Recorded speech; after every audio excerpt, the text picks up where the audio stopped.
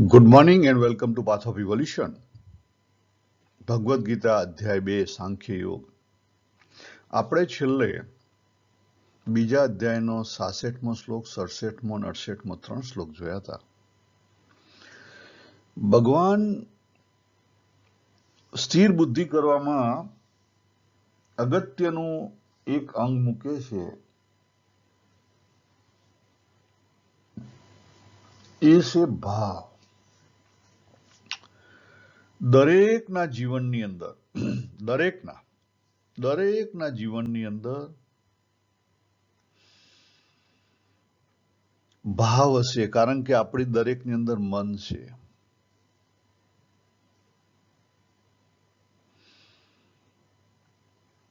અને અત્યાર સુધી આપણે જીવ્યા છીએ તો યાદ રાખો કે આપણે કોઈક હેતુ માટે જીવ્યા છીએ. ચેક કરો, આપણે જે બધી વસ્તુ કરીએ છીએ શા માટે કરીએ છીએ?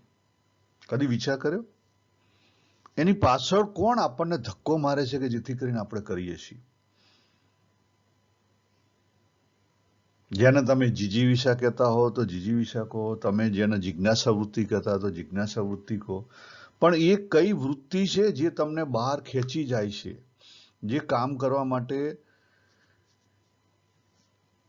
તમને ફોર્સ કરે છે?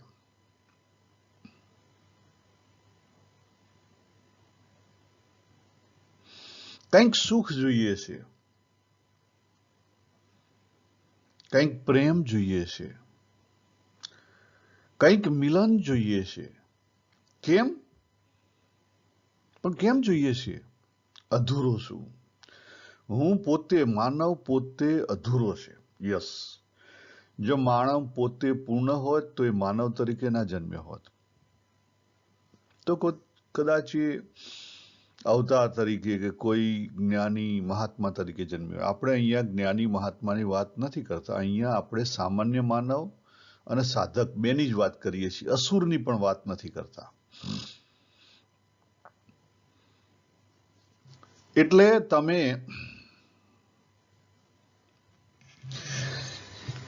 જે ઉંમરે ઉભા છો, જો નાનું બાળક જન્મે ત્યારથી જ એ કંઈક ઓળખવા, એની જિજ્ઞાસા વૃત્તિ બહુ હોય, એને સમજવું હોય, એને ટેસ્ટ કરવો હોય. પણ કેમ?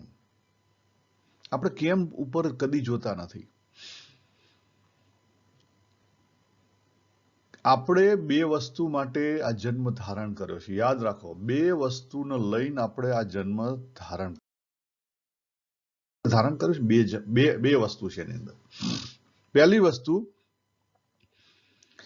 આપણા આગલા જન્મોના કર્મોને લઈ અને આપણને અતૃપ્ત વાસનાઓ પૂરી કરવા માટે. પહેલી વસ્તુ, અતૃપ્ત વાસનાઓ પૂરી કરવા. આટલું ચોખ્ખું કોઈ નહીં કે. પહેલી વસ્તુ, અતૃપ્ત વાસના ચોખ્ખી કરવા. અને બીજો હેતુ, બે હેતુ છે, એક નથી. બીજો હેતુ, તમે આ કોસ્મિકમાં આવ્યા, તમે કોસ્મિક ફ્લોમાં આવ્યા, તમે શિવ એ જીવ બન્યો, તો સચ્ચિત આનંદ. પણ સચ્ચિત આનંદ એ તો બહુ ઊંચી વાત થઈ, થોડેક નીચે આવો. તો આ જે ભગવાને સૃષ્ટિ બનાવી, એ સૃષ્ટિનું ચક્ર ચાલ્યા કરે. આ સૃષ્ટિનું ચક્ર ચાલ્યા કરે એના માટે સર્જન જોઈએ, નહીં તો ચાલે નહીં. એટલે પહેલો હેતુ તમારી અતૃપ્ત વાસનાઓને તૃપ્તિ કરવાની છે, અને બીજો હેતુ સર્જન કરવાનું છે. તમે અહીં આવ્યા છો તો તમે કંઈક ભગવાનના કાર્યમાં મદદ કરીને આગળ જાઓ. સર્જન એટલે આપણે જાણી કે અજાણે સર્જન તો કરીએ જ છીએ, પણ આપણે જાણીને સર્જન કરવાનું છે. જાણી અજાણે તો સર્જન કરીએ છીએ. જો મારા મા બાપ મેં સર્જન કર્યું એટલે હું શું? આ દેહનું મંદિર તો એમણે બંધાયું ને. ભલે જીવ બહારથી આવ્યો, પણ દેહનું મંદિર તો એમણે બાંધ્યું ને. તમારા મા બાપે તમારા દેહનું મંદિર બાંધ્યું, ત્યાર તો તમે આવ્યા. એટલે સર્જન તો બધા કરે જ છે. પછી નાનું મોટા સર્જન તમે જો, આ મકાન બનાવીએ, બીજી બધી વસ્તુઓ, આપણે ખેતરની અંદર દર સિઝનમાં પાક લઈએ, પણ સર્જન છે. એમાં આપણો ભાગ છે. આપણે ડાયરેક્ટ નથી કરતા, આપણો ભાગ છે. એટલે જે બીજ છે, બીજ ઇટ સેલ્ફ સફિશિયન્ટ નથી. એ બીજની અંદર ખાતર, પાણી, એની દેખરેખ, ખાતર, પાણી ને દેખરેખ થાય પછી એ છોડ બને ને છોડ બન્યા પછી એ ઝાડ બને, પછી એ સર્જન આપે. એટલે દરેકનો ભાગ છે. એટલે એટલા માટે તો કહે છે ને કે this is the spider web. આ જગત કેવું છે? સ્પાઈડર વેબ જેવું છે. કરોળિયાનું જાળું છે. કરોળિયાએ જ બનાવેલું કરોળિયાનું જાળું છે. બીજા કોઈએ નથી બનાવેલું. પરમાત્માએ બનાવેલું પરમાત્માનું જાળું છે. એટલા માટે તો વાસુદેવ સર્વમ ભગવાને 7મા અધ્યાયના 19મા શ્લોકમાં વાત કરી. એટલા માટે જ છે. જો આ વસ્તુ સમજાય તો સમજાય. હવે આજે બીજા અધ્યાયના અંતમાં આપણે જઈ રહ્યા છીએ. ત્યાં ભગવાન એ વસ્તુ આપણને ખરેખર કહેવા માંગે છે, પણ આપણે કોઈ આપણને સાચા અર્થમાં સમજાવતું નથી, અથવા આપણે પોતે સમજવા માંગતા નથી. આપણા જન્મના બે હેતુ છે, એક યાદ રાખો. એક અતૃપ્ત વાસના. તો ઓળખો અતૃપ્ત વાસના કઈ છે અને તૃપ્તિ તરફ કેવી રીતે જાય. એ તૃપ્તિ તરફ કેવી રીતે જાય, એ તૃપ્ત કેવી રીતે થાય. તો પહેલી વસ્તુ અંદરનો રસ રુચિના અંગ ઓળખો. એ તમારી શક્તિ છે, તમારું હથિયાર છે. અંદરના રસ રુચિના અંગને ઓળખ્યા પછી એને તમે જીવનમાં ઉપયોગમાં લો, જેથી કરીને તમે જે કંઈ નાના મોટા કામ કરશો ને એમાં તમને અસંતોષ નહીં મળે. કારણ કે એ અતૃપ્ત છે, એ તૃપ્તમાં વપરાઈ રહી છે. બહારની એનર્જી ને અંદરની એનર્જી બે ભેગી થઈ રહી છે.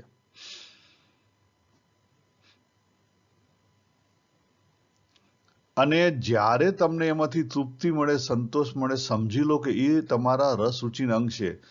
આપણને આજ સુધી કોઈ આ સમજાવતું જ નથી, કોઈ એ તરફ જવા દેતું પણ નથી. જો ચેક કરો, મા બાપ નથી જવા દેતા, સમાજ પણ નથી જવા દેતો, અને આપણા જે કહેવાતા જે સંપ્રદાયો છે, રિલિજિયસ એક્ટિવિટી કરે છે, એ લોકો પણ તમને નથી જવા દેતા. આપની અત્યારની સમાજ વ્યવસ્થા એનાથી વિરુદ્ધમાં છે. તમે કહેશો કે તમે ખોટું બોલો છો. ચેક કરો, તમે તમારું છોકરું મોકલો છો, ત્યાં ક્લાસમાં 50 છોકરા છે, 50 છોકરાને સરખું ભણાવવામાં આવે છે. ખરેખર 50 છોકરાને સરખા એક જ સબ્જેક્ટમાં સરખો રસ છે? નથી. દરેકને અલગ અલગ રસ છે.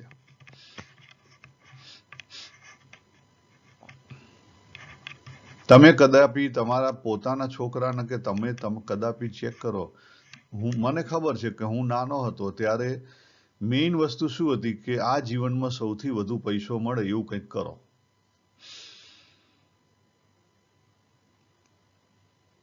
બીજો ભય એ હતો કે સીધા માર્ગે કરો તો તમને લોકો માન આપશે. એટલે સીધો માર્ગ એક જ હતો કે સારી રીતે ભણો, ગમે તે થાય સારી રીતે ભણો, અને સારો પૈસા મળતા એવામાં ભણો કે જેથી કરીને નોકરી મળી જાય. નોકરી મળે તો છોકરી મળે, છોકરી મળે તો ઘર થાય, ઘર થાય તો પછી છોકરા થાય, પછી આપણું જીવન પૂરું થાય. આ જીવનનો હેતુ હતો.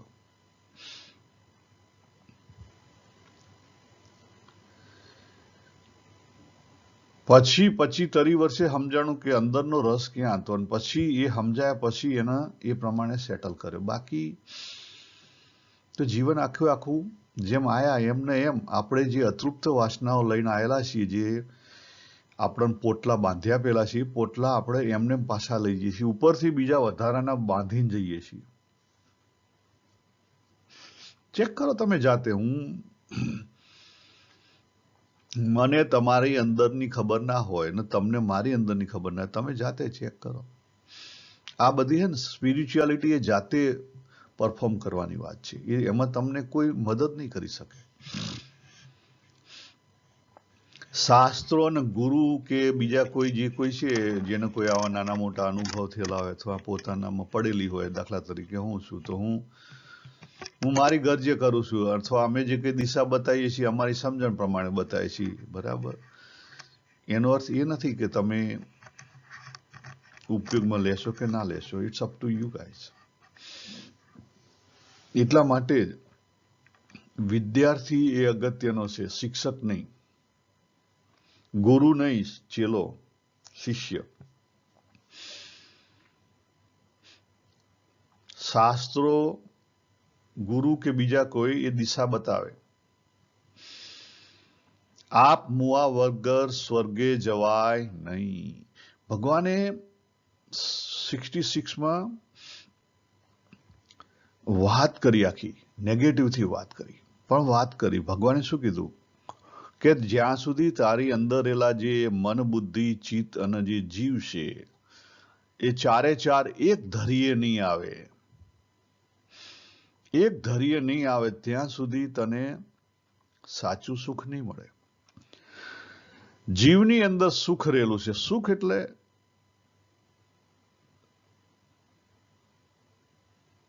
એની વ્યાખ્યા કરવી અઘરી છે, કારણ કે દુઃખ વિનાનું સુખ, હવે એ કેવી રીતે વ્યાખ્યા કરવી? દુઃખ વિનાનું સુખ એ કેવી રીતે વ્યાખ્યા કરવી? પણ અંદરની ડીપર શાંતિ, પણ એ શાંતિ ક્યાં રહેલી છે? ચિત્તમાં રહેલી છે. પણ શાંતિ ન અશાંતિ છે ત્યાં સુધી શાંતિ ના કહેવાય. હવે શબ્દોના આપણને પ્રોબ્લેમ છે. મનમાં શું રહેલું છે? મનન છે, પણ કોનું છે? રાગ અથવા દ્વેષ, લાઈક ને ડિસલાઈક નું છે. બુદ્ધિમાં કોન્સેપ્ટ છે, પણ કોન્સેપ્ટમાં શું છે? ભેદ છે, દ્વંદ છે, ભેદ. એટલે ભેદ રહિત બુદ્ધિ, રાગ અને દ્વેષ રહિત મન, એટલે કે પવિત્ર મન. એના માટે શબ્દ વાપરો, પવિત્ર મન. પવિત્ર ભાવ વાળો વિવેક, બુદ્ધિમાં સમજો કે વિવેક, દ્વંદ રહિત એટલે વિવેક. પવિત્ર ભાવ વાળો વિવેક, પણ કેવો? શાંત. આ ત્રણ વસ્તુ થશે. જો પવિત્ર ભાવ વાળો વિવેક હશે તો શાંતિ રહેશે, ગમે તે કરશો તો પણ. અને શાંતિ રહેશે અંતઃકરણમાં, ચિત્તની અંદર, તો જીવની અંદર સુખ અનુભવમાં આવશે.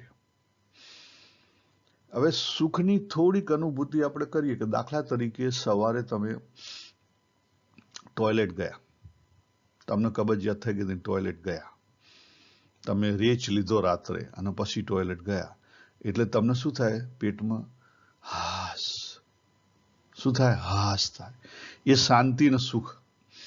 બીજું, સ્ત્રીઓને કદાચ ખબર હશે, આપણા શાસ્ત્રો એવું કહે છે, કેટલાક બુદ્ધિશાળી માણસો પણ એવું કહે છે કે જ્યારે ડિલિવરી થઈ જાય પછી જે પેટ ખાલી થઈ જાય, જે શાંતિ ને સુખ મળે, એ સુખ. ત્રીજું એક ઉદાહરણ આપે છે, સુખને સમજવા માટેનું ઉદાહરણ છે. સુખ ખરેખર જ્યાં સુધી દુઃખ છે ત્યાં સુધી સુખ નથી.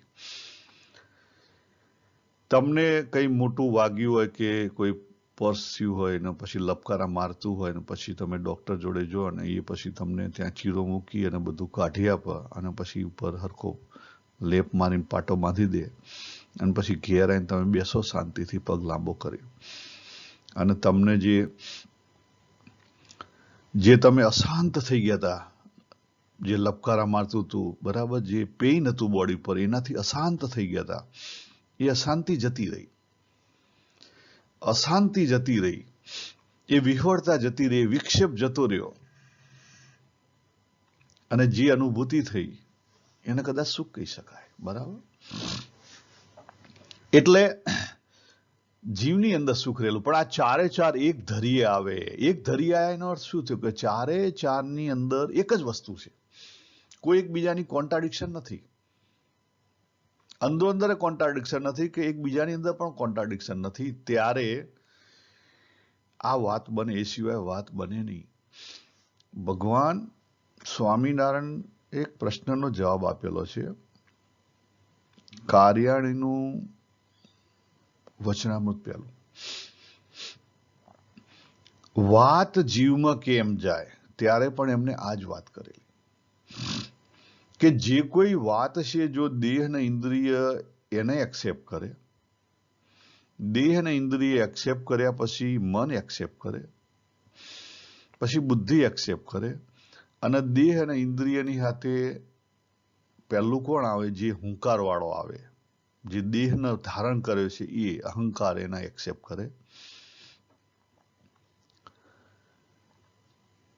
અને એની સાથે ચિત્ત એક્સેપ્ટ કરે. ચિત્ત એટલે ભૂતકાળ. ભૂતકાળની અંદર જે જ્ઞાન રહેલું છે એ પાછું એનું કોન્ટ્રાડિક્શન ના હોય. તો એટલે કે બુદ્ધિ ઇન્દ્રિય અને વિષયનું જે જ્ઞાન છે એ જ્ઞાન ઇન્દ્રિય વિષય દ્વારા એક્સેપ્ટ થાય. એ જ્ઞાન જે કરનારો છે એ એક્સેપ્ટ કરે. એ જ જ્ઞાન જે તમારું ભૂતકાળનું જ્ઞાન છે એ પણ એને એક્સેપ્ટ કરે કે ના બરાબર, વાત બરાબર છે આજે. અને એ જ જ્ઞાન તમારા મન અને બુદ્ધિ એક્સેપ્ટ કરે. તો પછી એ વાત જીવમાં પેશે, તો પછી એ કોન્શિયસ વાત સબકોન્શિયસમાં પેશે, એ સિવાય પેશે નહીં. એના માટેની ટીમ કરીને આપણે બહુ અલગથી જોયેલું છે, કોન્શિયસ અને સબકોન્શિયસના એક કરવાનું.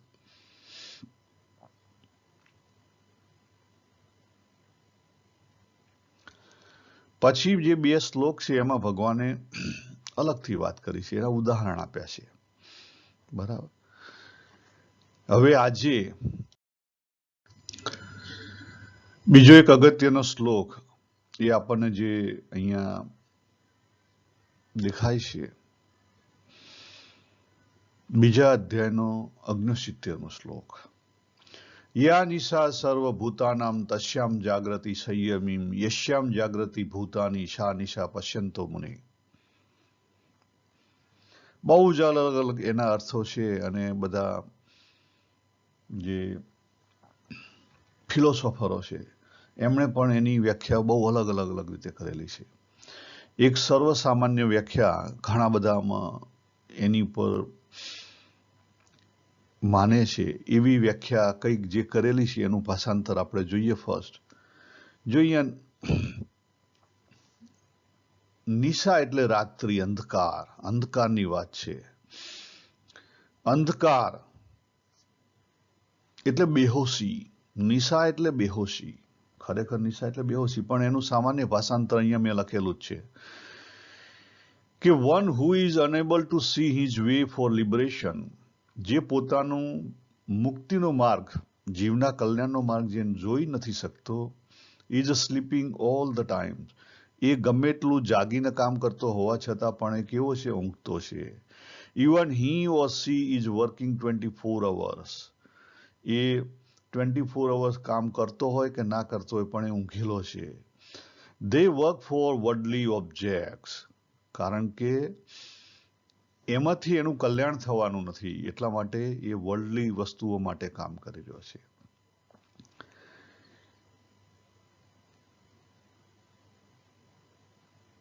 જાગૃતિ સંયમી. સંયમીની વાત કરી આપણે ગઈકાલે. સંયમીની વ્યાખ્યા કરી હતી.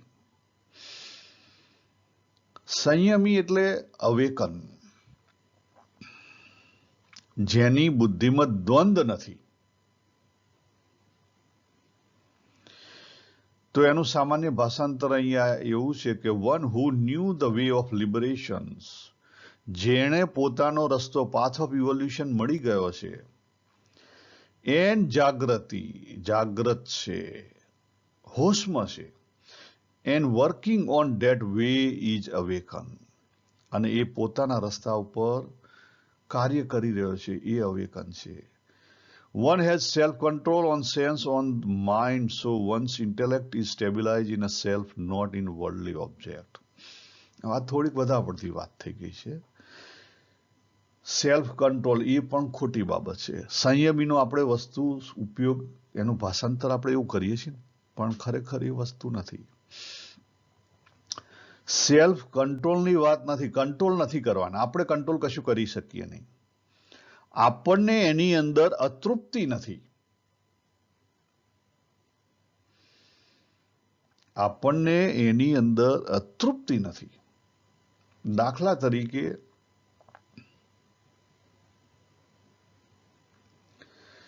કોઈએ સરસ મજાનું ફૂડ બનાવીને મૂક્યું હોય, પણ એ ફૂડ મને ભાવતું જ નથી. એ ફૂડ મને ભાવતું જ નથી. ખ્યાલ આવે? મને ખબર છે એ ફૂડ મને ભાવતું જ નથી. તો પછી મને કદી ખાવાની ઈચ્છા થાય? ના થાય. ભલે પડ્યું હોય તો પડ્યું હોય. ખ્યાલ આવ્યો નહીં? એટલે અતૃપ્તિ નથી, એની અંદર અતૃપ્તિ નથી તમારી. રસ બુદ્ધિ જતી રહેલી છે. આપણે આગળ જે વાત કરી રસ 10 શ્લોક પહેલા 59માં,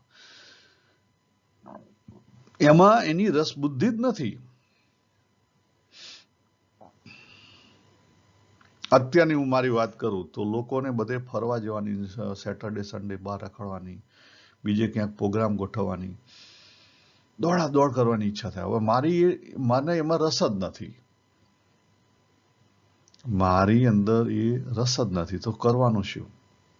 ખ્યાલ આવે? મને ફોર્સ નહીં કરે, મને એનું એટ્રેક્શન નહીં હોય. બરાબર, ચલો ફેમિલી જાય છે, ફેમિલી કહે છે ચલો તો જોડાઈ ગયા, બાકી એનું એટ્રેક્શન ના હોય. એનું એટ્રેક્શન જતું રહ્યું. અને આ વસ્તુને આપણે સમજવાની છે. કેટલાક ઉદાહરણથી પણ આપણે સમજીશું, પણ આ અગત્યની છે. અને છેલ્લા 2 શ્લોકની અંદર ભગવાન એનું જ સમાપન કરશે.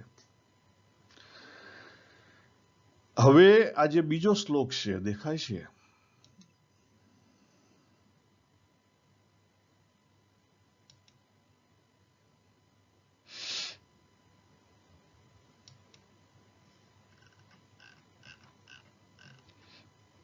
સિત્તેરમો શ્લોક બહુ જ અગત્યનો શ્લોક છે. ભલે આમ ઉદાહરણ ભગવાને આપેલું છે, પણ ભગવાને બહુ સરસ ઉદાહરણ આપેલું છે.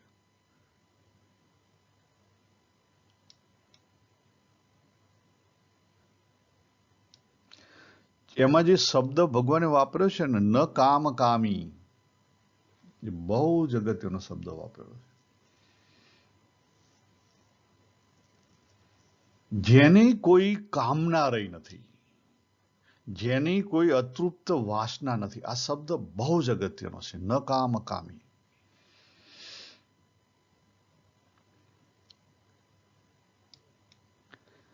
કામનાને લઈને કામી છે, કામનાને લઈ અને કામી છે.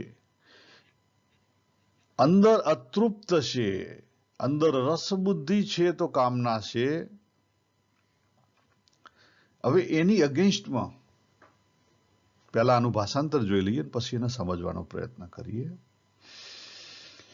કે જે પ્રમાણે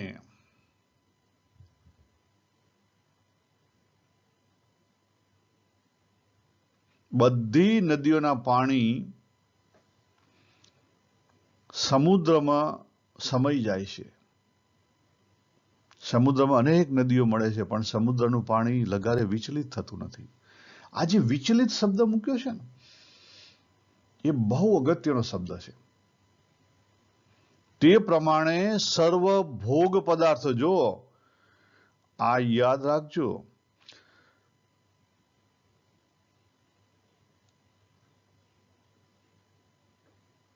તદ્વત કામા, એ જે શબ્દ લખેલો ને, તદ્વત કામા સર્વે, તે જ પ્રમાણે સર્વ કામનાઓ. એટલે ઘણીવાર આપણને ઘણા બધા અવળું સમજાવે છે. તે જ પ્રમાણે સર્વ કામનાઓ તે પુરુષમાં વિકાર ઉભો કર્યા વગર સમાઈ જાય. જે રીતે સમુદ્રમાં નદી સમાઈ જાય, એ રીતે કામના એ પુરુષમાં સમાઈ જાય. અને પુરુષની શાંતિનો કોઈ ભોગ થતો, કોઈ શાંતિનો કોઈ શાંતિ જળવાઈ રહે છે. શાંતિ અશાંતિ થતી નથી.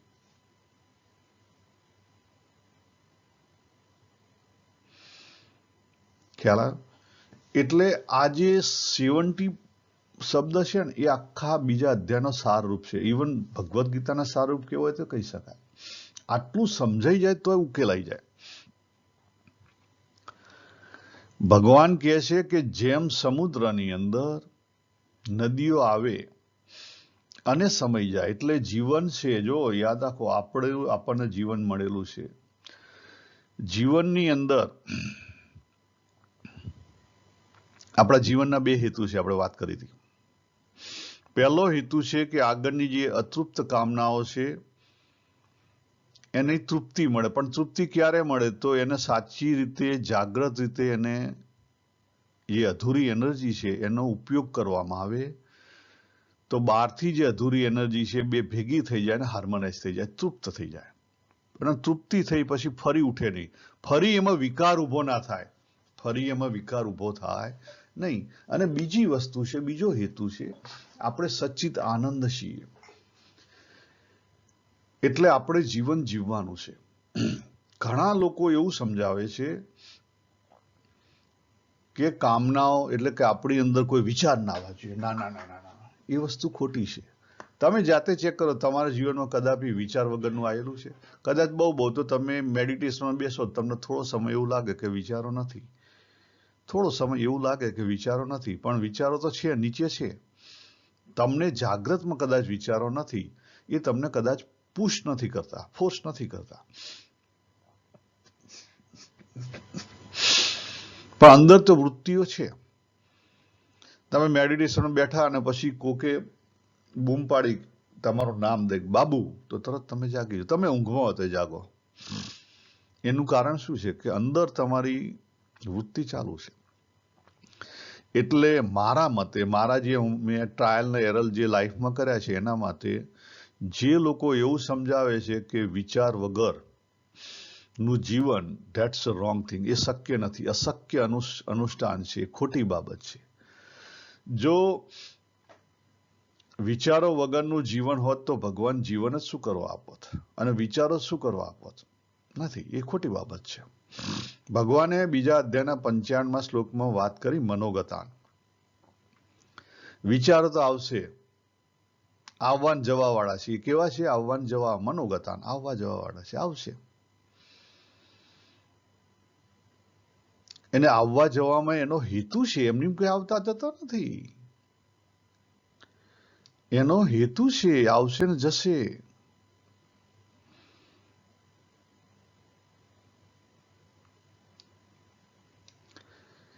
પરંતુ તમે ચેક કરો તમારી અંદર એવો કયો વિચાર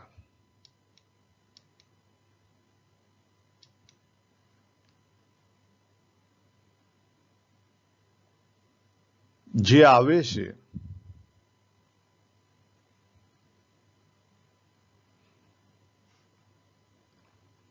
અને જે તમને ધક્કો મારે છે. એટલે આપણે જોયું હતું કે ટીમની અંદર જોયું હતું, ટીમ એટલે વિચાર આવે, ઈ એટલે આપણને પરિસ્થિતિની ખબર પડે, ઇમોશન્સ ઊભા થાય, એ એટલે અંદરનો એટીટ્યુડ, આપણી અંદરની જે અતૃપ્ત કામના છે, રસ રુચિના અંગ, એ પણ એની અંદર આવે, અને પછી આપણે ડિસિઝન લઈએ અને પછી આપણે એક્ટ કરીએ. જો આ ડિસિઝન અને એક્ટ છે, આ બે વસ્તુમાં આપણે સાચો માર્ગ અને જાગ્રત અવસ્થા રાખી છે, તો પછી એ તૃપ્ત થશે, નહીં તો કદાપી તૃપ્ત નહીં થાય. નહીં તો પછી કદાપી એ તૃપ્ત નહીં થાય. બરાબર? કાં એ ભોગમાં જતો રહેશે, કાં એ ત્યાગમાં જતો રહેશે, અંતિમમાં જતો રહેશે, પણ એ તૃપ્ત નહીં થાય. કદાપી તૃપ્ત ના થઈ શકે.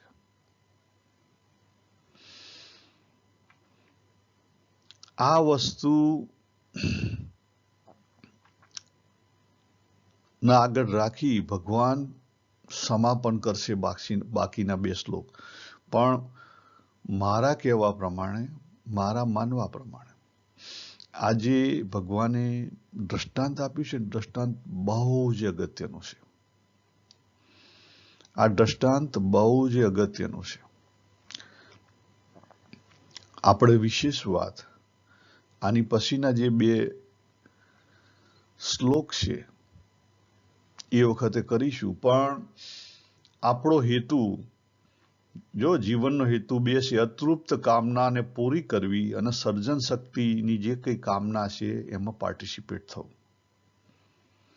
પણ એ પણ કેવું, હોશથી, બેહોશીમાં નહીં. જો યાદ રાખો, બેહોશીમાં નહીં. તો આને આપણે અહીંયા પૂરું કરીએ. સર્વેને જય શ્રી કૃષ્ણ. હરિ ઓમ તત્સત. હરિ ઓમ તત્સત. હરિ. બીજો એક અગત્યનો શ્લોક